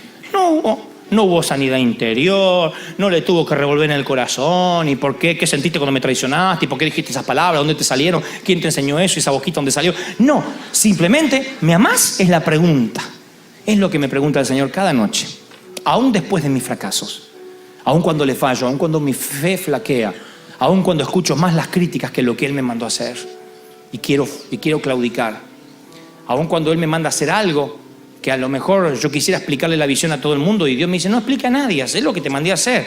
Yo no te mandé a que todo el mundo te quiera, morí en la cruz para que me amen a mí, no para que te amen a vos. A veces no entendemos. ¿Estamos? Vos hacés lo que yo te mando a hacer, que vas para aquel lado donde yo te estoy enviando, punto. Entonces a veces a mí me flaquea la fe y fallo y me voy a pescar y me vuelve a buscar y me pregunta, ¿qué hacemos? ¿Me amás todavía? Va, apacienta mis corderos. Esa es la palabra del Señor esta noche. El Señor dice, no hablemos de la traición. Yo necesito saber que la esperanza de que todo puede volver a empezar te trajo hasta esta orilla. Sobre este mar me conociste y sobre este mar me volverás a conocer. Una noche como esta yo hablé, vine a tu corazón y te dije que cambiaría tu nombre. Una noche como esta, años después, vuelvo a darte el mismo sobrenombre y vuelvo a darte el mismo milagro y la misma unción. No cambié nada. No es que cambié los planes, lo que te pensaba dar a vos se lo di a otro. No, Señor. Voy a bendecir el fruto de tus manos. Septiembre será un mes de primavera espiritual. No va a terminar el año 2007 sin que veas cumplido todo lo que yo te dije que iba a pasar en el 2007. Pero no pasó porque te fuiste a pescar. No pasó porque volviste al sitio donde no naciste para hacer eso. Basta. No más pesca para ti. No más peces para vos, Pedro. No más peces. Yo quiero que te pongas las ropas de predicador, de siervo, de ungido, de santo. Aunque te sienta que te quede grande el zapato, te lo pones igual. Y te parás, como hombre, mi viejo. Comés el pescadito ahora y te vas a predicar. Que el libro de los hechos tiene que ser escrito y tu nombre tiene que aparecer varias veces. La gente tiene que recordarte en los púlpitos 2000 años de aquí en más. La gente tiene que hablar de ti como un valiente, no como un cobarde que volvió a la barca. Así que por favor, Pedro, va a trabajar. Y no se habla más de la traición. No se habla más de la traición. Se terminó la cena. Llegó la hora del postre y el Señor dice, vamos a trabajar, que todas las cosas son hechas de nuevas. Nos ponemos de pie, por favor.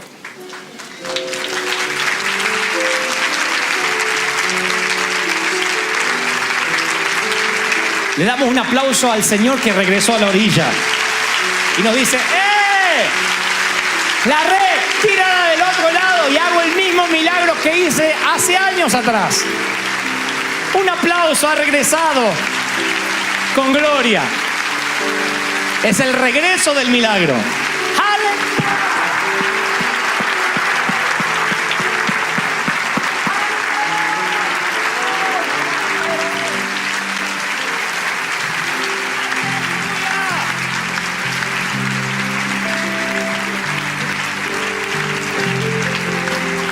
Esta es la gracia de Dios. Reciban la gracia de Dios. Reciban la gracia de Dios. Levanten las manos como señal y beban de la gracia.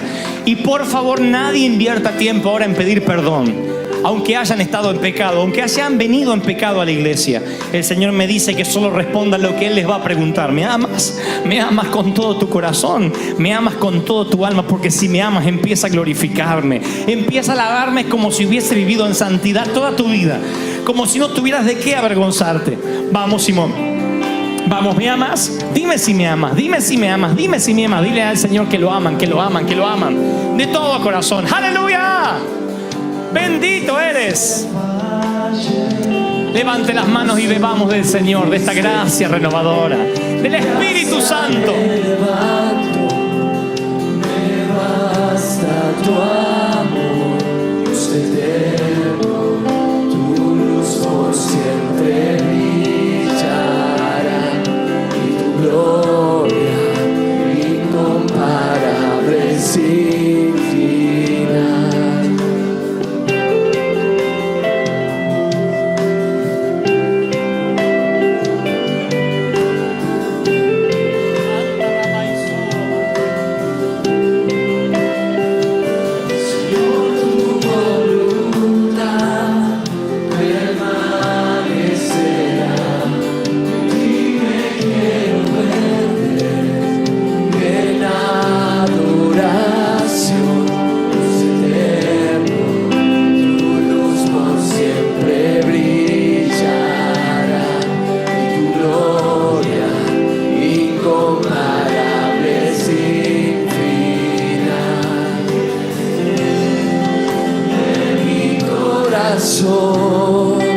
Te doy el control, consume todo mi interior, Dios, justicia y amor, me abrazan, Señor, me amo desde mi interior, es eterno, tu luz por siempre brilla.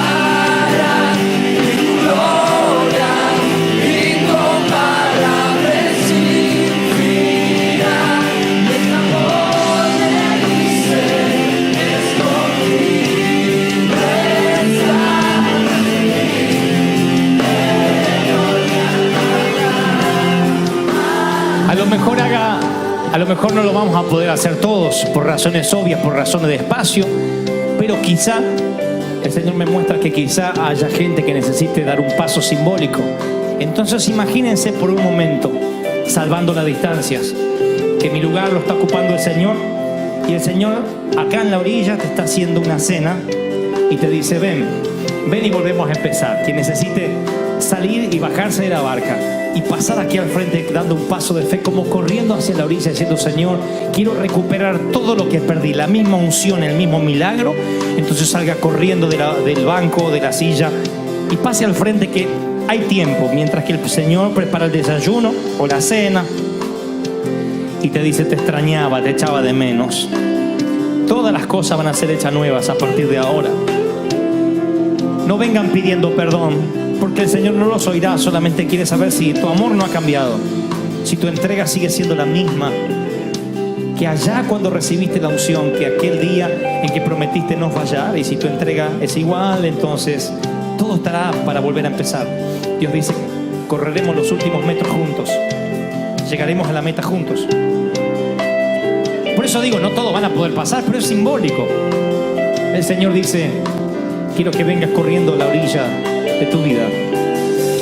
He venido a buscarte donde te encontré la primera vez. Si reconoces el milagro, corre hacia Él. ¡Oh, santo!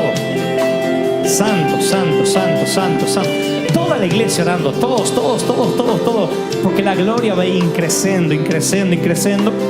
Y además se va a juntar lo que Dios te dio hace meses o hace años con lo que te va a dar ahora. 2 redes explotando de peces. Doble unción del Espíritu.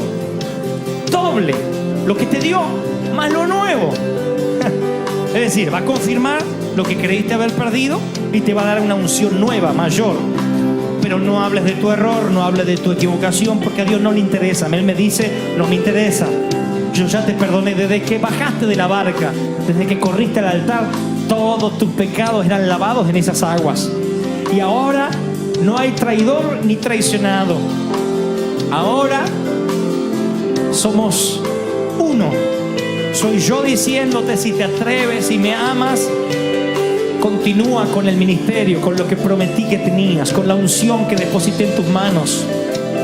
Vuelve a lo que prometí que serías. El Señor me dice que Él está más interesado en usarte que todo lo que vos le puedas pedir que te use. El Señor tiene más interés en ungirte que todo lo que le pueda decir que te unja. Él está más interesado en darte unción, así que no tienen que rogar por ella, solamente recíbanla.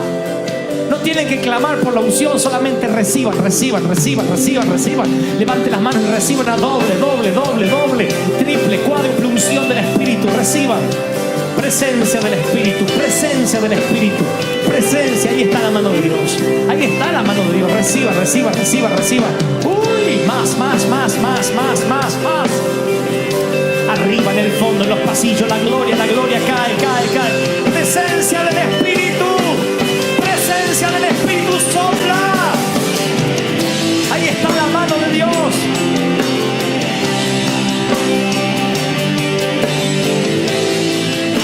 Ahí está la gloria del Espíritu soplando de los 4 puntos cardinales: norte, sur, este y oeste. Viene. Dios dice: hoy estoy renovando. Hoy es tu noche histórica. Yo estoy sorprendiéndote, dice el Señor. ¡Aleluya! Bendito eres. Bendito por lo que estás haciendo. Bendito.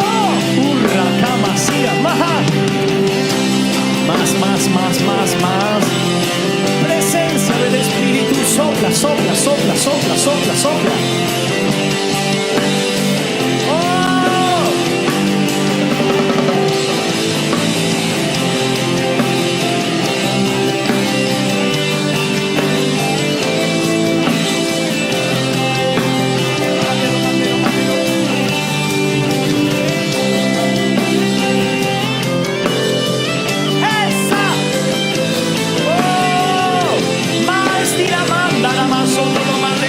Mandero.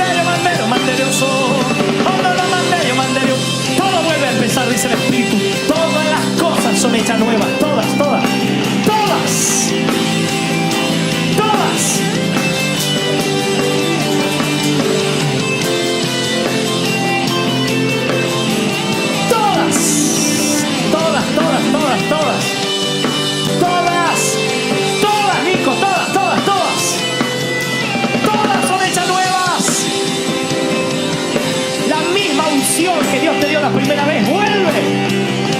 Regresa sin traición en el medio, sin caídas en el medio, sin bajones en el medio. ¡Ay, Samaha! ¡Oh! Todos, presencia del Espíritu sopla. Hasta que sobre, hasta que sobre, hasta que sobre, hasta que sobre, hasta que sobre. Levante las manos, iglesia, levante las manos. ¡Ay, Salamandira! Más. Los que tengan bautismo del Espíritu, suelten lengua para interceder como conviene. Porque a lo mejor ni sabemos cómo orar ahora. Entonces lo mejor es abrir la boca, que de algo el Espíritu la va a llenar. O de gozo, o de lenguas, o de risa. Eso es un detalle menor. Usted abre la boca, que de algo el Señor la llena. Pero alabe, dígale gloria, te amo, te amo, te amo. Solo quiere saber el Señor si lo amas. Porque si lo amas, oh, si lo amas, tan solo si estás dispuesto otra vez a amarlo como una vez, la unción se multiplicará, los milagros se multiplicarán, la gloria se multiplicará. Todas las cosas serán hechas nuevas. Aleluya.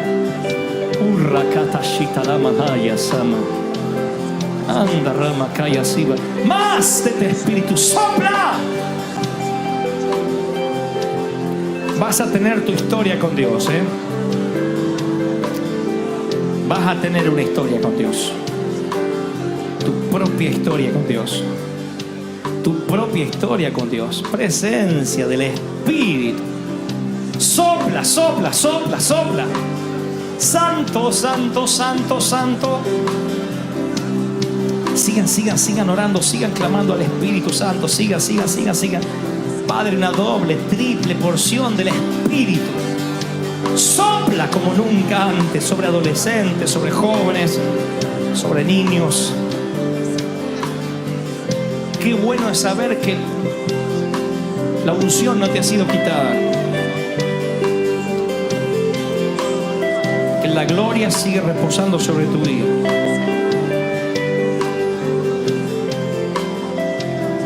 Qué bueno es saber que no hay que hablar del error. Es fascinante encontrarse con Él preparándote una cena en la orilla de tu vida.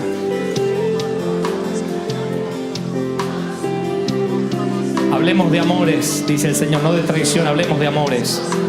¡Santo! ¡Santo!